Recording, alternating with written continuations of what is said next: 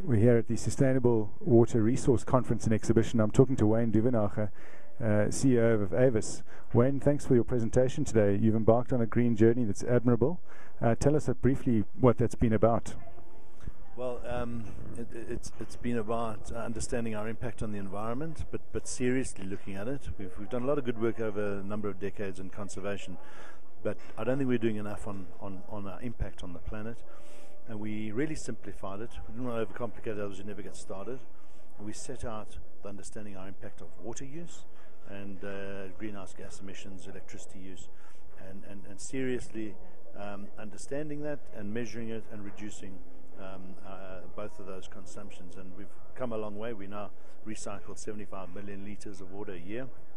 We've reduced electricity consumption in certain parts of our operation by a substantial amount, over 2,000 kilowatt hours per day now. And there's so much that we're learning. I thought this was going to be a short journey, a quick journey initially, but I've realized this is a lifetime journey in any business, but it's an exciting one and it's a good one. I know that there's a lot of detail that you could provide, but just briefly, this was a moral decision that you took initially. There have to have been some benefits in the marketplace for being able to say that you're carbon neutral, for example. How have you felt that impact? And tell us a bit about the marketing benefits of being carbon neutral.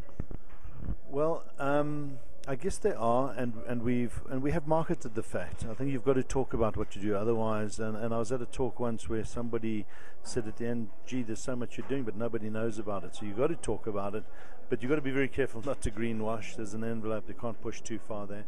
You've got to do it properly and responsibly.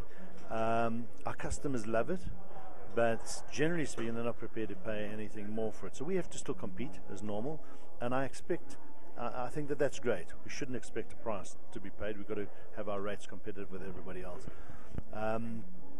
But there is an identification. I think today, if people have an option for a green organization or one that does business in the old conventional manner, they're going to switch to green if it's price competitive, and that's where we are. So we've seen a lot of buy-in, a lot of organizations are coming over to Avis, but they were there, a lot of them were there anyway in the first place because we are the market leaders, and I guess you can't substitute greenness for service. You still have to provide excellent service as well. Yes. Well, that's fantastic, and thanks again for your time today, and we wish you all the best with the rest of the journey. We'll see you next time. Thanks a lot. Okay.